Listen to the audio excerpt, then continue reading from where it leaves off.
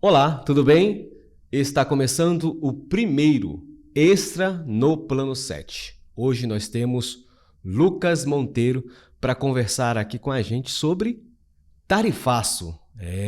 Assunto sério, né, irmão? Muito, muito. E Então, gente, preocupante. a gente resolveu fazer esse novo projeto para que a gente venha informar a vocês sobre assuntos, né, que estão pipocando aí no noticiário e que muitas das vezes você precisa de algumas informações. Às vezes você está com informações desencontradas e aqui no Plano 7, pensando em você, a gente vai trazer essas informações. Então vamos para um breve intervalo, né? Propaganda no nosso colaborador e já voltamos. Temos em nosso DNA metas claras. Enfrentamos cada desafio com garra. Se é para pegar pesado, a gente vai com tudo. Se o obstáculo aparece, a gente encara. E quando a dificuldade bate, é o objetivo que nos faz continuar. Por isso, em cada etapa, eu incluo a creatina Expansive. Com ela, posso dizer: se o mundo tem limites, eu ainda não encontrei. Mais um produto com o selo de qualidade Natus Green.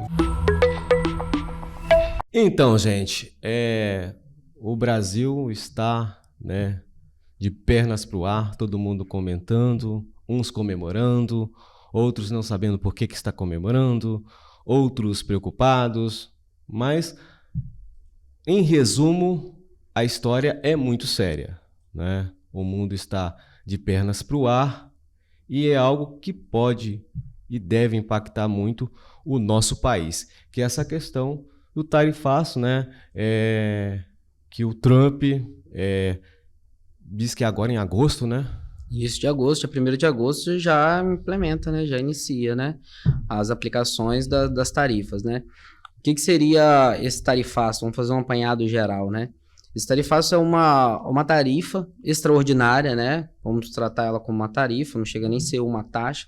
Uma tarifa extraordinária, onde todo produto de exportação brasileira, ao chegar nos Estados Unidos, vai receber uma carga de mais 50% sobre o habitual. Então, ou seja, vamos ter hoje, né, um produto que onde chegaria a $100, vai ser comercializado a partir de agora a $150, né?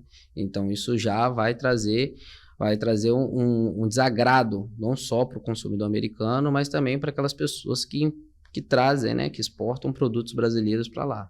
Essa porcentagem ela fica no país que está... Sim, justamente é para tentar prejudicar o país que está sendo tarifado, né? Vamos botar assim, o Brasil, no caso, ele vai ser um pouco prejudicado, porque os comerciantes americanos, o comércio americano, vai deixar de comprar o produto brasileiro para comprar um produto da Colômbia, da Argentina ou de outro país, para evitar que ele consiga ter um mercado para continuar atendendo aos públicos, né, dele lá, os consumidores de lá.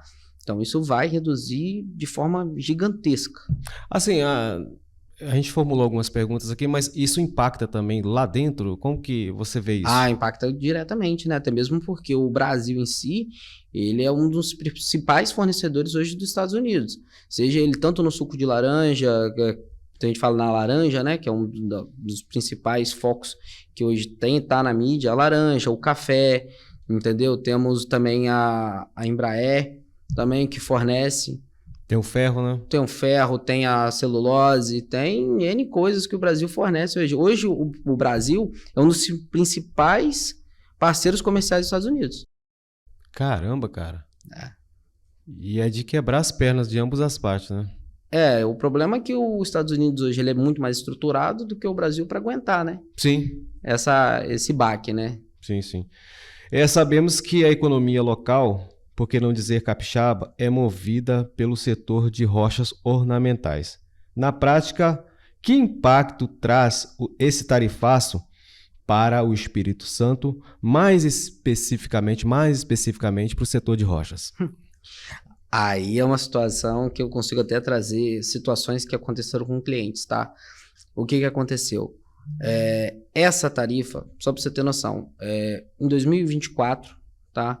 a 56% mais ou menos, a 60% da exploração de rochas do país teve como mercado destinado aos Estados Unidos. Desses 56%, 80% era daqui do Espírito Santo. Caramba! Então, ou seja, um dos principais fornecedores de rochas ornamentais hoje dos Estados Unidos vem daqui, do Espírito Santo. E de alguma forma, por exemplo, você para de exportar para os Estados Unidos e de alguma forma a buscar um mercado novo. Não é de um dia para o outro. Não. Inclusive depende muitas das vezes de radar, né? O que é o radar? É a liberação para você conseguir trazer mercadorias de fora e também, inclusive, mandar mercadorias para fora. Então, você depende até mesmo dessa abrangência, você depende de N coisas para você conseguir. E, principalmente, contatos fora do país para você conseguir realizar essa transação lá. No caso do setor do mármore e granito, né, a galera que está atuando no Brasil, né, no mercado interno, vamos dizer que são os pequenos empresários. No mercado interno, sim. É, uma análise que eu faço, né? De imediato, o que esses grandes vão fazer? Eles vão querer entrar no mercado interno. Entrar no mercado interno. Que já está acontecendo, tá? E o que acontece com os pequenos? É aí que começa o negócio ficar um pouco mais sério. Porque o que acontece? Hoje o mercado da exportação se tornou algo tão atraente, algo principalmente na questão lá nos Estados Unidos, que começou a ter um consumo muito grande, principalmente de rochas ornamentais, que o pequeno e médio empresário hoje de Cachoeiro já está fazendo exportações. Sim, né? sim. Tem clientes nossos que não tem nenhum funcionário, começou a empresa agora e já conseguiu despachar contêineres para lá. Com pouco tempo de atividade, com 2 anos de atividade, já está começando a mandar mercadoria para fora. Então, ou seja, o pequeno empresário já está começando a abrir essas portas. E isso é um baque muito grande para ele. Porque o grande, ele tem facilidade de pegar capital de giro no banco para suportar um período, né, com carência e tudo mais, para suportar esse baque. Mas, em contrapartida, ele vai esmagar o pequeno empresário e o médio empresário. Não adianta. Vamos botar hoje, a gente tem empresas de mármore e granito de Cachoeiro que são referências até mesmo no país. E se a gente pega uma empresa dessa que manda 30, 40 contêineres, que seja por mês, para os Estados Unidos, e ele começa a adentrar nos clientes desse pequeno, porque ele tem preço para poder competir com o pequeno, inclusive mais atrativos pelo volume de coisas que ele tem, o pequeno não vai aguentar muito tempo. É preocupante, tá? Não, a gente está falando de muitos empregos, né? Vamos botar aqui, vamos botar de 100 empresas de mármore e granito, vamos botar que 80 empresas são pequenas a médias, né? E dessas 80, ela tem um dobro de funcionários ou mais do que a grande em si. Vamos dizer que cada pequena tenha 10 funcionários. É porque a grande ela é toda mecanizada e tal, tem toda a tecnologia. Hoje em dia a gente tem polideira que até a máquina de resina que faz tudo automatizado. Né? Sim, sim. Sem levantar bandeira X ou Y, essa decisão do governo americano tem base legal ou é uma retaliação política ou comercial? Olha, vamos lá. Isso aí, então, é difícil entrar nesse aspecto sem falar um pouco da política, porque a tarifa em si tem cunho político, né? Vamos dizer assim, tem cunho político para os dois lados, né? Primeira coisa, a tarifa, ela tem um precedente legal? Não localizei nenhum precedente legal que possa sustentar essa tarifa. O único precedente que eles poderiam utilizar era a questão de segurança pública. Segurança deles lá. Entretanto, não tenha nada que afete o risco da nação lá dos Estados Unidos, que ele possa implementar essa tarifa como uma espécie de protesto, ou uma espécie de tentar dificultar a vida do brasileiro, né? Do país em si. Ela é regido, né? Existe uma Câmara, que é a Organização Mundial de Comércio, né? E a Organização Mundial de Comércio que vai regulamentar como é que vai funcionar os comércios do exterior entre países, né? O motivo principal, pilar, né, hoje, para acontecer a tarifa, foi a situação que hoje existe um processo criminal contra o ex-presidente Bolsonaro, né, que esse processo teve um pedido do Donald Trump para que ocorresse uma democracia nesse processo. Que ocorresse que, até então, ele entende que não houve crime por parte do ex-presidente. Mas, ao mesmo tempo, não só está tendo a falta dessa perícia, vamos dizer assim, como também o processo não está respeitando também o direito de ampla defesa e contraditório, que a gente mais vê que são advogados que estão participando desse processo protestando. Ontem mesmo a gente teve um episódio de um advogado que estava defendendo lá, que no meio do seu direito de produzir provas, né, que a gente tem as nossas prerrogativas, que elas são invioláveis, ele teve a sua palavra cassada. Ele não conseguiu defender o cliente. Isso fora que muitos advogados têm questionado que eles não estão tendo acesso ao processo para conseguir produzir uma certa defesa. Então, ou seja, o seu cliente fica indefensável. E a sensação que eu tenho, em termos políticos, em se falando de Brasil, é que parece que a campanha não acabou, né, cara? Isso aí vai ser uma briga que vai estender muito ainda, né? Porque hoje a gente tá com, igual eu te falei, não é só um país polarizado, a gente tá um mundo polarizado, né? Tanto que, pra você ter ideia, o próprio Estados Unidos está tentando intervir no Brasil, né? Hoje, um dos principais pontos que a gente tem é esse, a ausência de uma democracia processual, que eles entendem que está quebrando a parte democrática, né? Onde está tendo um processo que está sendo meio que muito rápido, tá? Vamos dizer, eu, por ser advogado, eu posso te falar que isso está sendo um processo que está correndo muito rápido. Então, um processo muito célere, que coisa que é raro a gente ver, tá? Isso infelizmente, acontece, ausência de servidores, ausência de N coisas, mas está sendo um processo que está correndo muito rápido.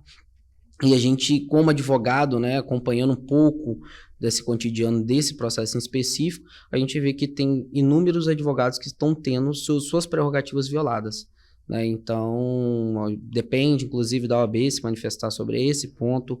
Esse é um dos motivos, né? Ele quer que esse processo seja cancelado ou que ocorra de forma democrática, coisa que não, ao meu ver pessoal, eu entendo que não está ocorrendo, né? Mas tem outras situações que agravam um pouco mais também. Parece que teve uma reunião do BRICS há pouco tempo aqui, inclusive no Brasil, e onde o presidente Lula se manifestou, né, que não teria que... condenou um pouco dos ataques que teve dos Estados Unidos junto ao Irã. Então, eu posso fazer um adentro? Eu acho que, na minha concepção, no geral, pode ter a ver com a questão do presidente Bolsonaro? Pode. Mas, no geral, eu ainda vejo mais essa reunião do BRICS e tal, aquela coisa de se unir à China, a Rússia, a Índia, que são concorrentes diretamente deles. Né? Eu acho que isso que mexeu muito. Aí ele mexeu com outras coisas ali para, né, enfeitar o bolo. A história dos Estados Unidos e Rússia é muito antiga, né? A gente vê em filme, todo filme que você vê de espião, tem um espião russo, um espião americano. Então, a briga deles não é de hoje, né? Então, a gente vê essa situação de um país que tem uma democracia duvidosa, como o Irã, vamos dizer assim, né? Então, vamos dizer que o Brasil deu apoio a essas democracias lá que o mundo ou o próprio Estados Unidos entende como duvidosa, né? Isso atingiu o ego dele lá, né? Ele ficou meio bravo com isso, né? E o Brasil, por ter um pouco das portas fechadas hoje com os Estados Unidos, começou a querer comercializar petróleo para tanto o Brasil quanto a Índia, né? Com a Rússia. E agora que a situação agrava um pouquinho, né? Que o próprio secretário da OTAN está falando que se continuar essa comercialização do país, né, até mesmo por conta das sanções que a Rússia tem, se continuar, a própria OTAN em si vai querer também tarifar o Brasil em 100% nos países da OTAN. Então, a gente tem um agravante de 50% aqui, mas a gente pode ter um agravante ainda maior para frente para vir aí. É só suspirando alto, cara. Brincadeira não, tá? Empresas da região podem perder contratos ou competitividade com esses aumentos?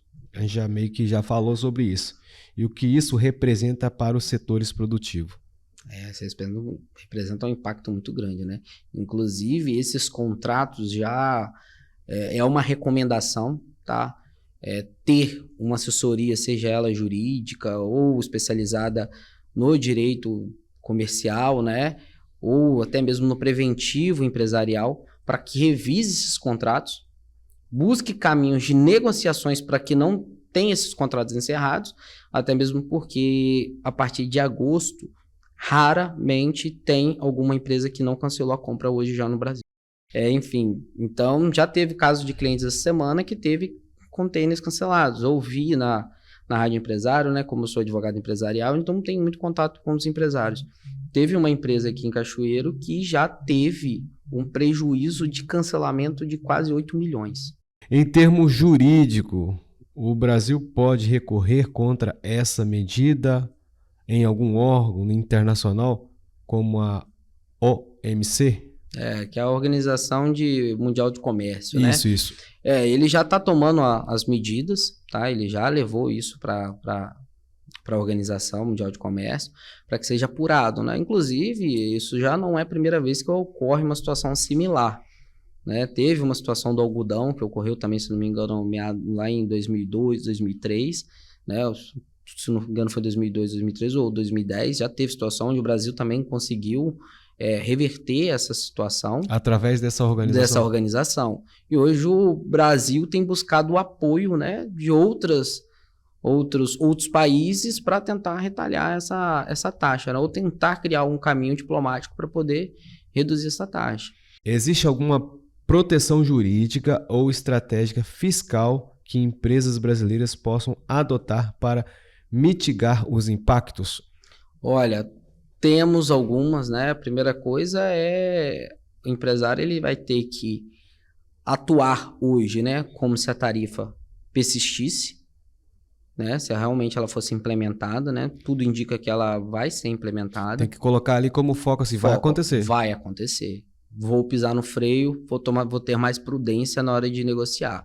Entretanto, ele tem que continuar a atividade dele como se a tarifa fosse cair.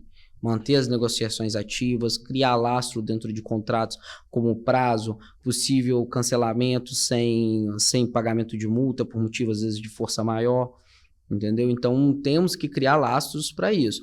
Hoje, incentivos do governo para fins de exportação, temos o Reintegra, né, que é onde você consegue pegar de alguns benefícios federais, como PIS, COFINS, né, Imposto de Renda sobre Pessoa Jurídica, que você consegue recuperar esses créditos através do Reintegra nas exportações. Mas eu acredito que como está tendo uma crescente está sendo uma crescente bem significativa, né, das exportações, eu entendo que o país em si, o governo, então seja ele estadual, federal, compete mais ao governo federal, ter mais benefícios para essas empresas que estão em alavancando, né, o comércio. Mas o governo consegue segurar essa bucha? Brasil? Eu acho difícil. Acho difícil. Acho que uma queda de braço, raramente a gente sairia vitorioso. Ó, gente, a gente dá umas risadas aqui, mas é de nervoso, tá? É preocupante. É preocupação. É preocupante. Eu entendo que o Brasil dificilmente sairia vitorioso nessa queda de braço. Há precedentes de outros países que conseguiram barrar ou negociar esse tipo de tarifa com os Estados Unidos? Se eu não me engano, já. Inclusive, a gente teve México, que teve uma situação também que não conseguia, parece que no governo do Bush, né?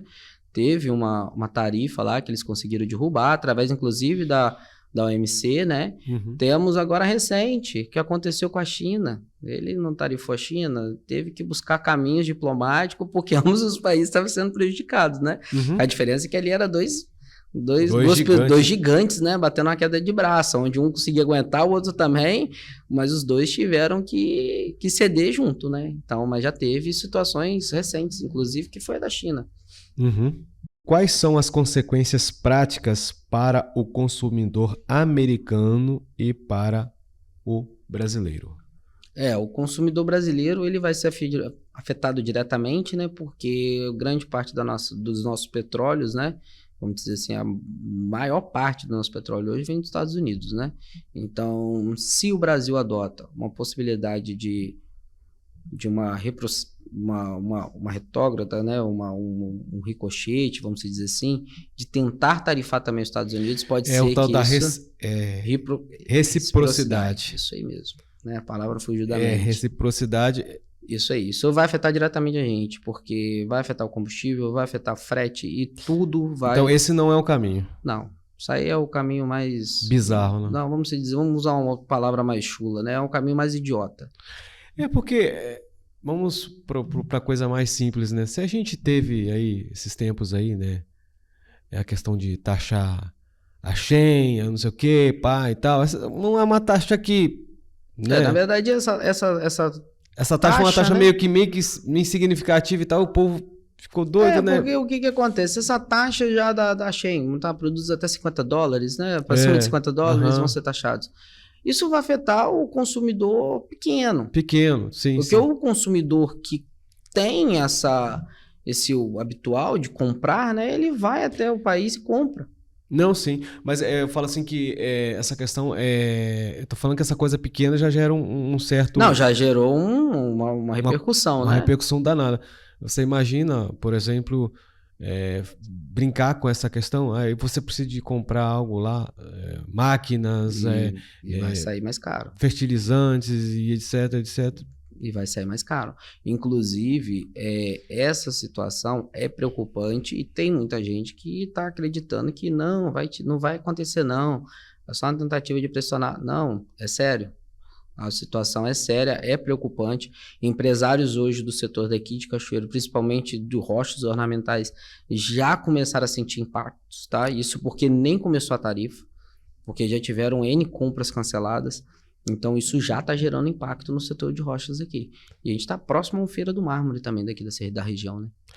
Cara, é uma coisa que me chama a atenção, que muitas pessoas podem não vislumbrar e olhar para esse lado, é que quando essas empresas elas são prejudicadas, consequentemente acontece a questão do desemprego, né?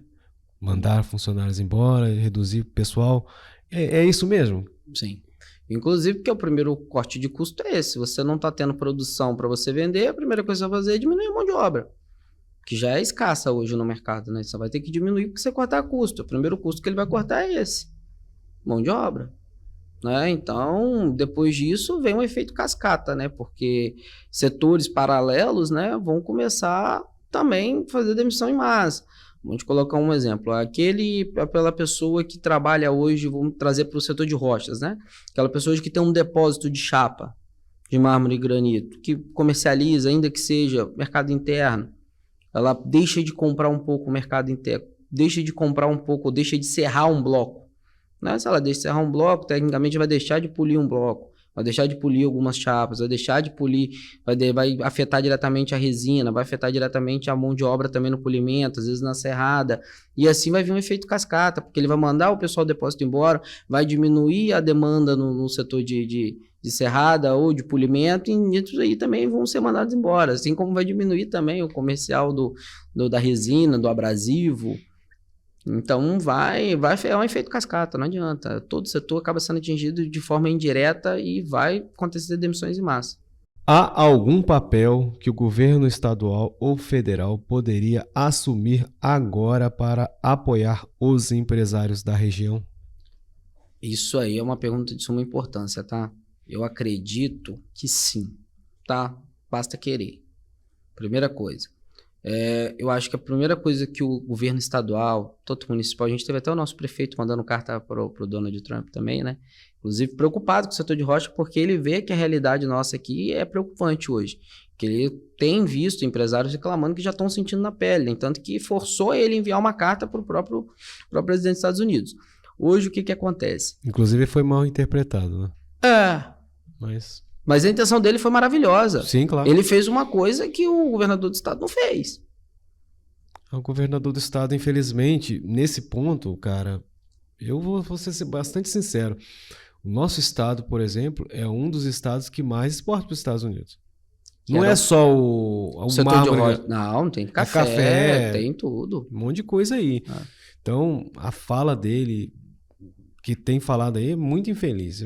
Infelizmente... Eu acredito o seguinte, eu acho que o prefeito hoje de Cachoeiro, o Teodorico, eu acho que ele está sendo, vamos dizer, tentou fazer alguma coisa que o papel do governador, ou às vezes o presidente, era para ter agido daquela forma, inclusive, né? Não sei te dizer também se o presidente Lula agiu dessa forma também, mas o que eu tenho acesso aqui é o que o prefeito daqui fez já, né, que saiu na mídia e tudo mais.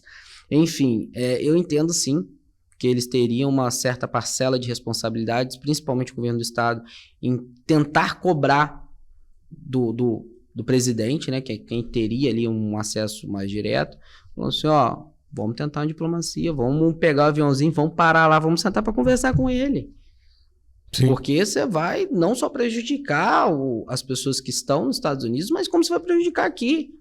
Não, gente, eu acho que ele tem que deixar essa ideologia de lado e se preocupar com o Brasil. Esquece o negócio de direita e esquerda. Não, tem que se preocupar com o Brasil, porque vai afetar tanto direita quanto esquerda. Não tem essa, não. Vamos botar assim, com uma massiva de empresários hoje são de direita, tudo bem, mas quem vai perder o emprego seria as pessoas de esquerda que trabalham na empresa da pessoa de direita. É a maioria, né? Vamos se dizer assim, né? Não estou dizendo que temos... realmente fato, mas vamos se dizer, vamos separar dessa forma, né? Mas temos N empresários gigantescos hoje, de renome, inclusive pessoas sérias hoje, que são empresários também de esquerda. Mas eu tô querendo te dizer assim, afeta todo mundo. Afeta A, B, C, D e assim vai. Não tem... até mesmo porque a pessoa que tem uma condição financeira muito boa, ela pega o dinheirinho dela aqui e vai embora para outro país. O que você aconselharia hoje para um empresário brasileiro que exporta para os Estados Unidos? Vamos lá, só para me dar um complemento na pergunta anterior.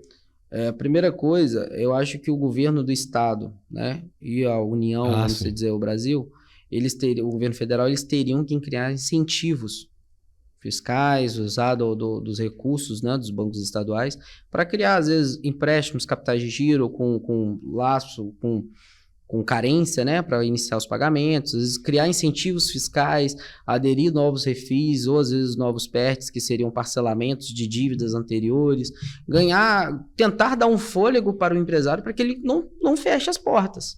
Né? Eu acho que o primeiro caminho seria esse, tentar trazer alguns incentivos fiscais para que esses empresários se mantenham no mercado, né? Agora, dando seguimento aos empresários, primeira coisa, há uma assessoria, seja ela jurídica ou contábil, que seja especializado em contratos, ainda que sejam contratos internacionais, revisar cláusulas contratuais, buscar caminhos de negociações dessas cláusulas e, na pior das hipóteses, tentar encerrar o contrato que tem sem multa. Mas sempre tentando manter aquele contrato ali, buscar agir como uma forma de compliance empresarial, criar estruturas internas para tentar evitar maiores prejuízos, buscar caminhos alternativos, países vizinhos para tentar buscar outros ramos, né? Em vez de tentar exportar para os Estados Unidos, começar a mandar para a Europa, entendeu? Buscar outros caminhos alternativos, né? E tentar sempre trabalhar em parceria um com o outro. Você acha que faltou alguma coisa dentro desse assunto? Para nossa audiência aí, né? Às vezes está faltando alguma coisa que eu às vezes esqueci de perguntar, né? Eu acho que hoje, Anderson, na minha opinião, o caminho mais correto é os empresários começarem a se policiar nas negociações, tentar buscar o conhecimento, vamos dizer assim, a informação. A gente, lidando com o empresário, a gente vê que muitas vezes o empresário ele fica engessado somente ali, ó, trabalhar e esquece de ver o que está acontecendo em volta no mundo, né? E vai ouvindo só de televisão, de jornal, de boca a boca, e não busca a informação correta, às vezes com um profissional correto, seja ele contador, um administrador, às vezes um advogado, uma pessoa para que consiga orientar ele como proceder. A ausência da informação para esse empresário pode gerar até mesmo a falência do próprio negócio. Então, hoje, a gente vê uma massiva de empresas hoje fechando justamente por falta de orientação ou falta de buscar esse conhecimento, né?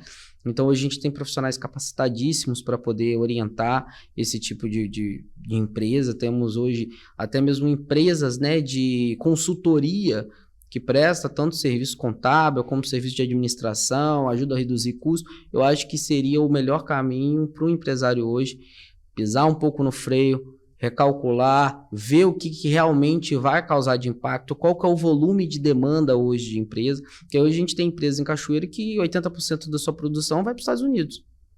Então, só uma empresa que é grande aqui em Cachoeira que vai ser atingida diretamente. Voltando um pouquinho em termos da política em si, a gente já vai encerrar, gente, que o papo é rápido. Se você acredita que esses empresários pressionando os seus deputados, os seus senadores, tanto seja de esquerda ou de direita, isso pode contribuir em alguma coisa? Ah, com certeza.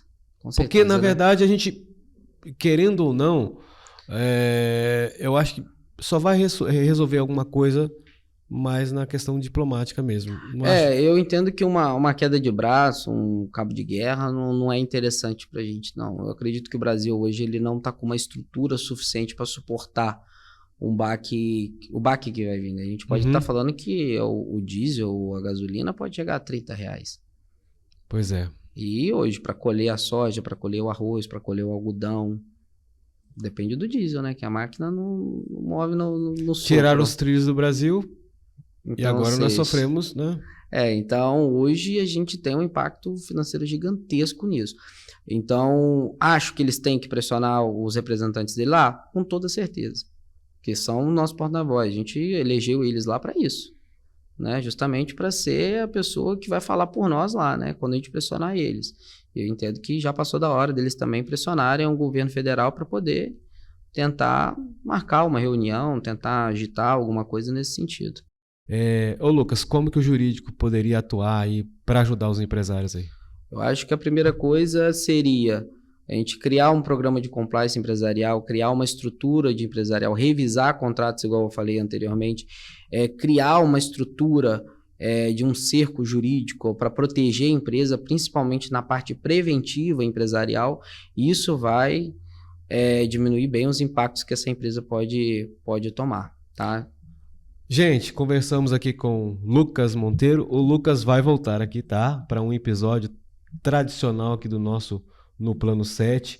Esse aqui foi o Extra no Plano 7. Sempre que houver algum assunto que impacta a sociedade, a gente vai trazer um convidado aqui e a gente vai trocar uma ideia sobre o assunto.